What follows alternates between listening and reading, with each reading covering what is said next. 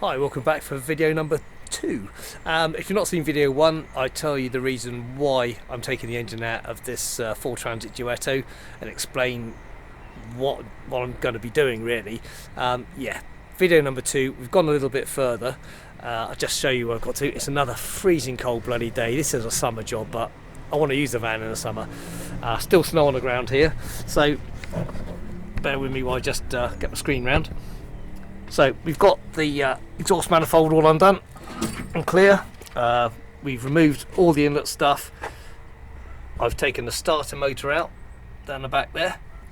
Now make things easy for yourself when you're doing these jobs. I removed the oil filter. It made removing the starter motor so much easier, and as I was draining the oil anyway, had to be done. So I've also removed all the cabling from the alternator. All the wires are off the engine. Worth making that. I'm not teaching you to suck eggs. If you watch this video, you probably know exactly what you're doing anyway, or maybe you don't. I don't know. But yeah, make a note of where everything goes. It's quite a simple engine, which is good. I've removed the water bottle. It just gives a bit more swing room and just makes life easier.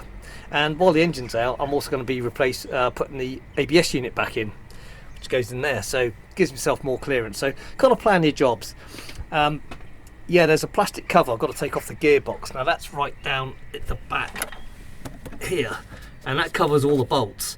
It's got to come off anyway, even if I'm going to remove the engine with the gearbox. I'm still undecided about that.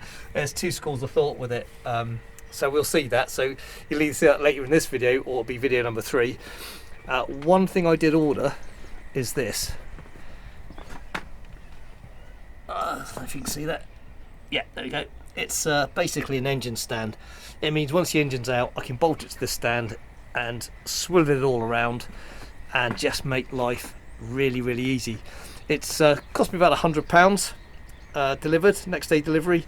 I think I'm going to hire them for about a tenner a day, so I'm going to be doing this for longer than 10 days, so it's worth buying, and I've got the Land Rover to do yet as well. Okay, I'm going to get underneath and do a little bit more, and then we'll continue. Well, here we are underneath the van. There's the clutch release sleeve. I've got to just get the cable off of that.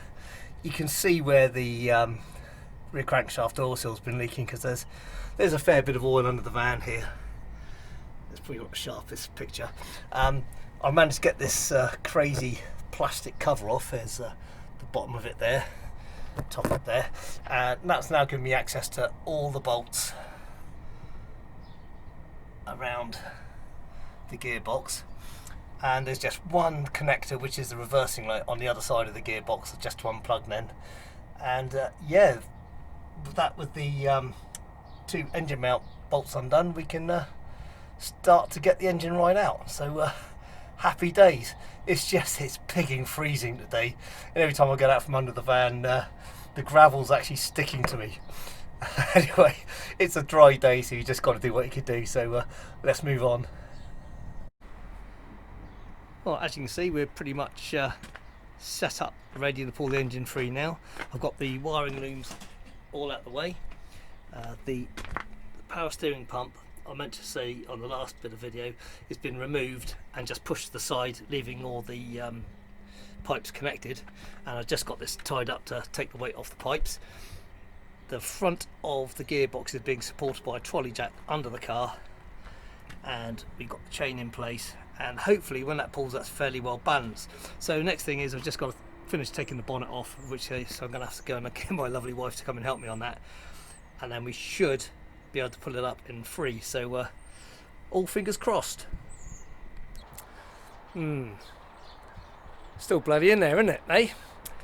Yeah, it just won't free. It just won't come free of the mounts for some reason, and I don't want to damage the gearbox in any way. So I think clear head tomorrow.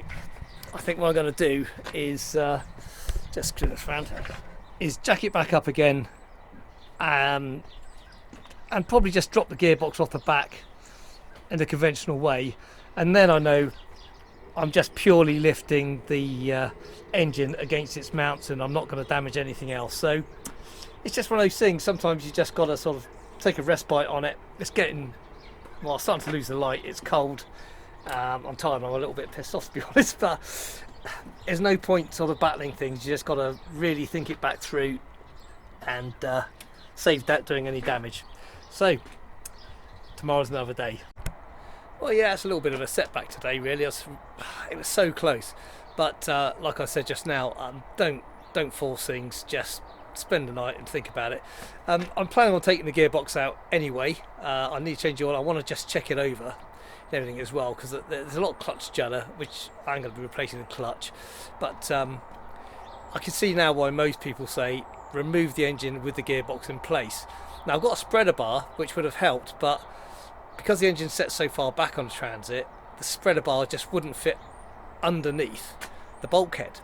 So, it's pulling up against the lip at the top of the bonnet seals, and I don't want to damage that. So one of these things, isn't it? Live and learn. I mean, I've done loads of Fords in the past, and I've changed engines, like took one out and put one in again in a morning in the past, but they're older cars, a lot simpler. Anyway, until the next video, cheers.